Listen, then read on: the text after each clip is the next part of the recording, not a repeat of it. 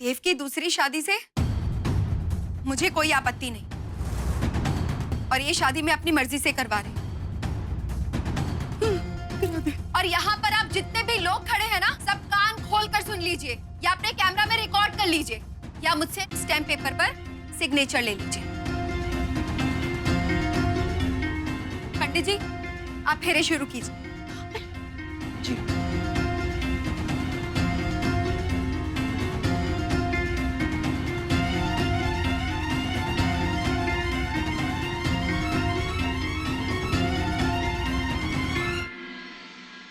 ओम तदेव लग्नं सुदिनं तदेव ताराबलं चंद्रबलं तदेव विद्याबलं देवबलं तदेव लक्ष्मीपते श्री। Stop it.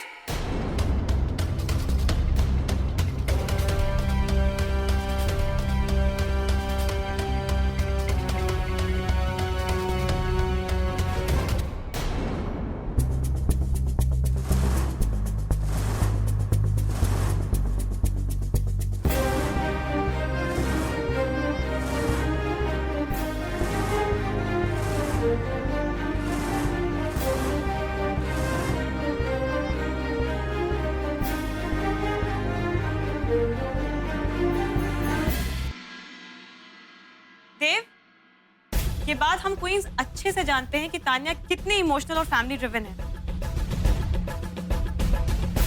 But what is your duty as a man and a husband? वो तुमसे कितना प्यार करती है, तुम्हें अपनी पूरी दुनिया समझती है वो, और तुम आज उसी के सामने किसी दूसरी औरत से शादी करके उसे अपने से अलग करना चाहते हो। How fair and manly this is.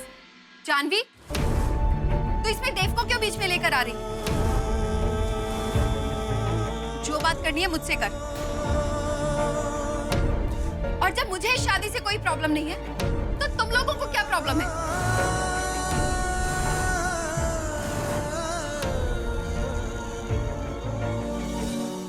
तुम तीनों एक बात कान खोल कर सुन लो कि तुम्हारी टीटी इस शादी से खुश है।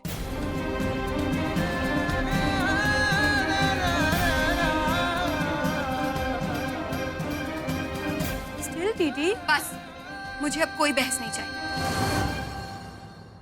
और अगर तुम लोगों ने अब जरा सी भी बहस की या एक भी कदम आगे बढ़ाने की कोशिश की ना, तो तुम्हारी टीटी इसी अग्नि में अपनी आहुति दे देगी। देख,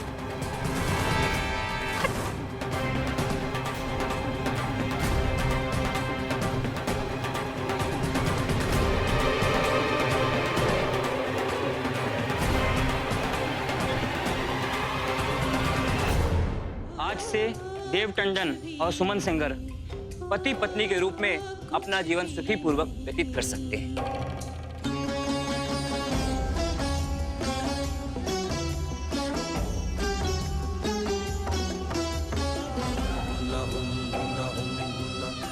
अब आप दोनों घर के बड़ों का आशीर्वाद ले लीजिए।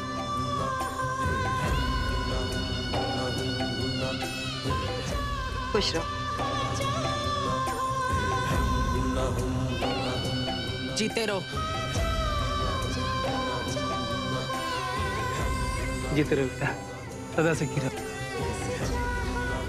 खुश रहो।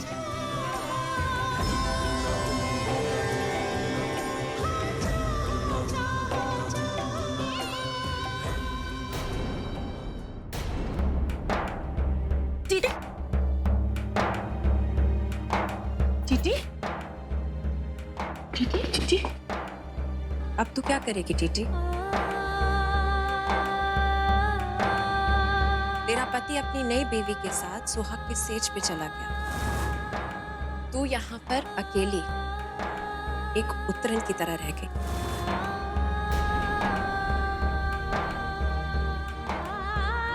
मैं इस घर को छोड़कर नहीं जा सकती। अरे लेकिन क्यों?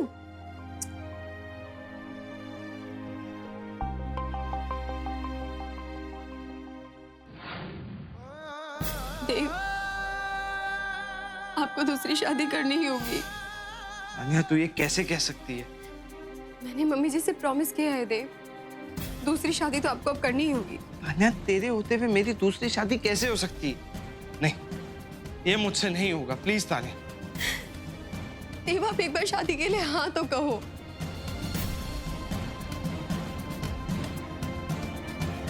फिर मैं आपके लिए बिल्कुल अजनबी बन जाऊंगी।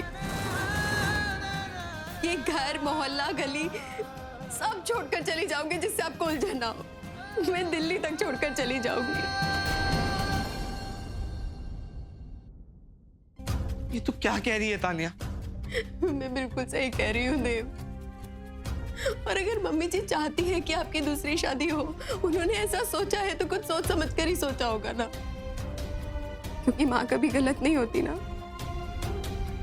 वो हमेशा सही होती है। अच्छा, और पत्नी का क्या? पत्नी तो हमेशा त्याग करने के लिए होती है ना देव।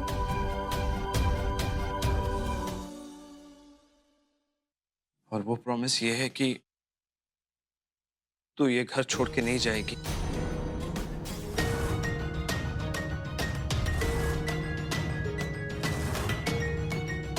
एक पत्नी ना सही, एक दोस्त की हैसियत से तो तू यहाँ रह सकती है ना।